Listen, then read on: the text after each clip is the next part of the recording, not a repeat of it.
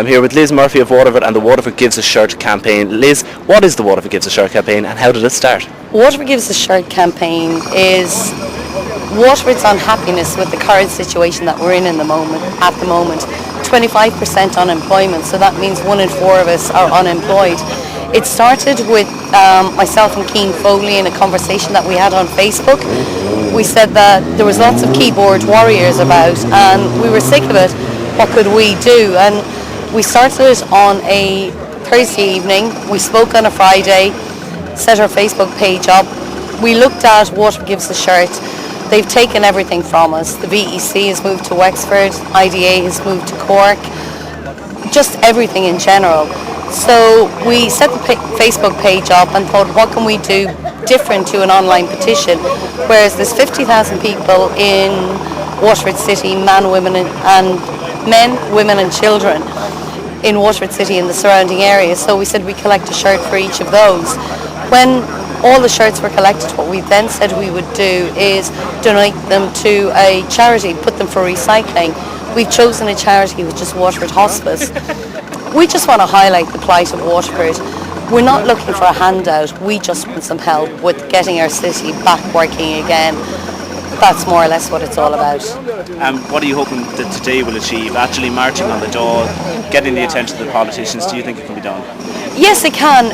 Unfortunately, Enda Kenny has done what we thought he would do, as in we're not good enough for him to meet with us.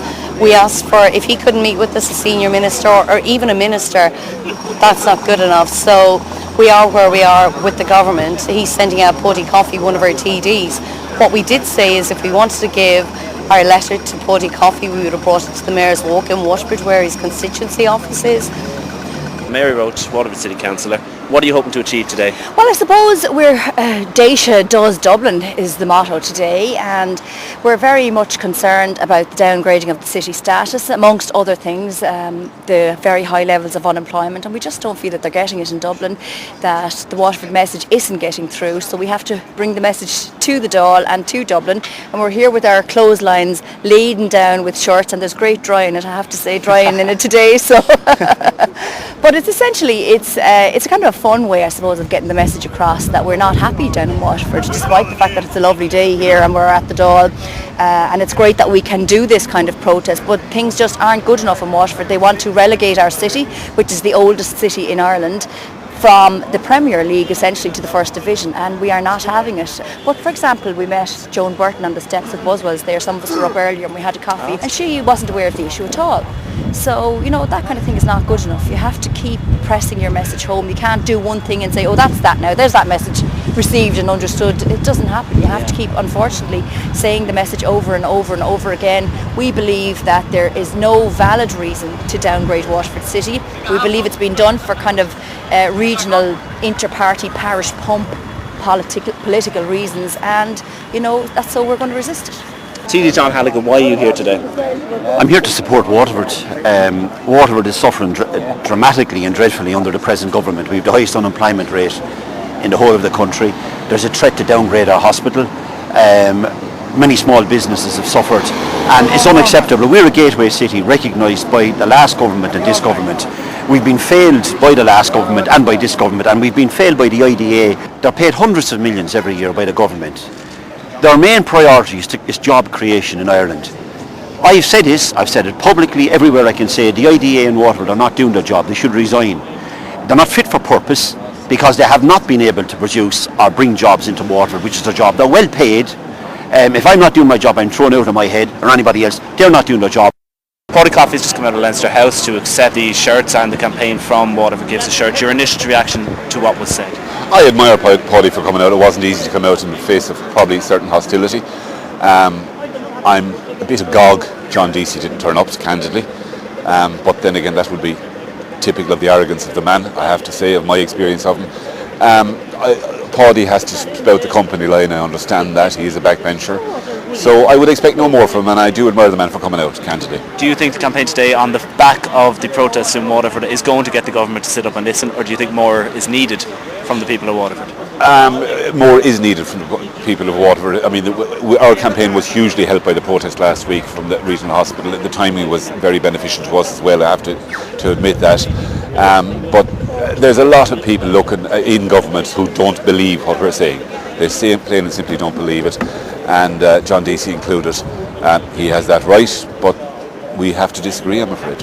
I'm outside Leinster House with Senator David Cullinane. Do you think on the back of this and on the back of the protest that they will sit up and listen, or do you think more is needed on behalf of the people of Waterford? I think they will. They have to sit up and take notice, and when the people put pressure on, that's the way you get movement from politicians, and we saw that with 15,000 people on the streets in Waterford. So this is a symbolic protest. This is not representative of all the people who make up this campaign. This is a small group who travelled up from Waterford in a symbolic way to represent more people out there who are upset, and the politicians know that.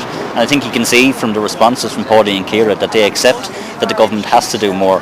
The trick, of course, will be the government delivering on that and making sure that we get what we deserve, which is nothing more than any other region, but at least we want the same, and we don't want to be lagging way behind in terms of unemployment. We just simply want a level playing field. Here outside Leinster House with Labour TD Ciara Conway.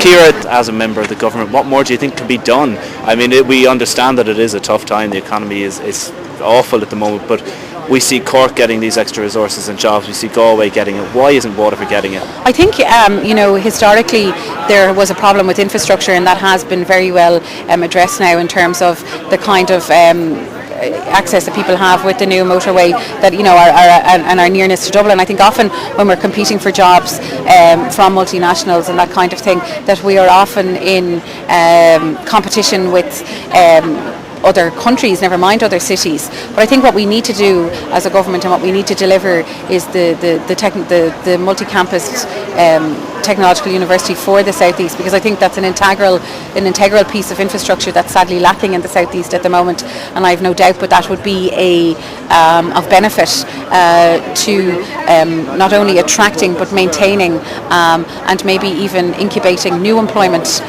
for the southeast. And obviously it's a very topical issue at the moment with the Savita cases getting a huge amount of time in the Dáil, a huge amount of time in the media. Do you think with cases like this going on at the same time that you can push the Waterford line, that you can get this recognised as an issue of not quite equal importance but of significant importance? I've been very vocal in relation to the need to legislate on this area. I think what happened in Galway is absolutely tragic and something that the Labour Party has looked for legislation for over a long number of years. I think you're right, there's a lot of competing things at the moment, but I think this is not just a flash in the pan in relation to the campaign by Waterford people and for Waterford people. I think it'll be ongoing, and I think that pressure will be maintained and ought to be maintained to ensure that we get the services that we need. Fianna Fáil, as the largest opposition party once again, is in a good position to push for Waterford's case and to push the government. Will you be doing so? Yeah, our job is to hold the government to account and to come up with ideas ourselves, and we will work with this group and others to come up with new ideas to try and help Waterford. I mean, we did a lot for the infrastructure of Waterford in our time in terms of roads and bridges and that, and also in terms of actually physically expanding the Waterford Institute of Technology. We put substantial sums of money in over the last decade or so, and I do believe that's a key linchpin in terms of attracting jobs into the Waterford region. But there's other areas as well in terms of culture and tourism that I think more can be done to try and create jobs, and certainly we will support the campaign in any way we can as an opposition party. Do you agree with them in the fact that they say that Cork and Galway and Dublin are the main focus of this government, that Waterford is the neglected southeast? Well, I think there's no doubt the unemployment figures speak for themselves, and obviously in terms of inward investment, Waterford has lagged behind the others, but also in terms of the SME sector, the terms of small to medium-sized sector, and the interaction with the Institute of Technology, that is a very good one there.